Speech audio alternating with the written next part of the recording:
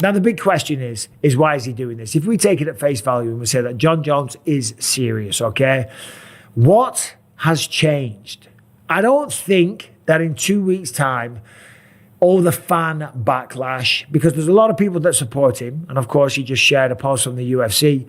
And there's a lot of people in, old school fans that still very, very much support Jon Jones and still look at his legacy as the person that was one of the greatest to ever do it. That's without a shadow of a doubt, that beat generations of champions. But there's a lot of people that are talking shit. I don't think it's people talking shit online that's going to influence him to come out of retirement in 2 weeks. I think maybe he went out to Thailand, he was enjoying himself, he got carried away with things, and maybe some people were in his ear. I don't know. I wasn't there. Maybe people were saying, listen, you don't need this anymore. You've been there, done it. You've got the t-shirt. And he's out there and he's in Thailand and he's just having the time of his life. And he's like, you know what? I don't need this. Because the reality of the matter is, he doesn't need fighting.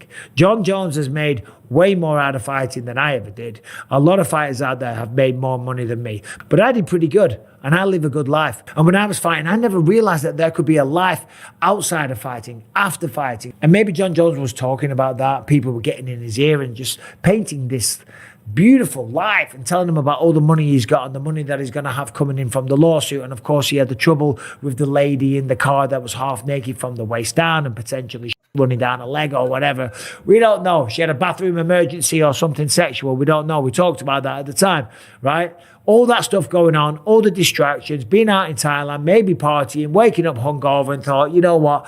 I can't deal with a fucking fight camp, right? Are you intoxicated? But he's come back. Maybe he's gotten the straight and narrow. He has been going a bit berserk on Twitter lately, but maybe he's come back. He's gotten the straight and narrow. He's got his shit together. He's thinking straight and clean. And he's like, you know what? Yeah, I've got a bunch of money coming in from this lawsuit, but I am leaving a lot of money on the table. And of course, maybe now because Jon has got a new opponent, right? There's going to be more footage on him. There's going to be more tape to study. There's going to be a potential for Tom to get beat, for him to have more miles on the clock, and he can come out and fight the winner. And potentially that be at the White House.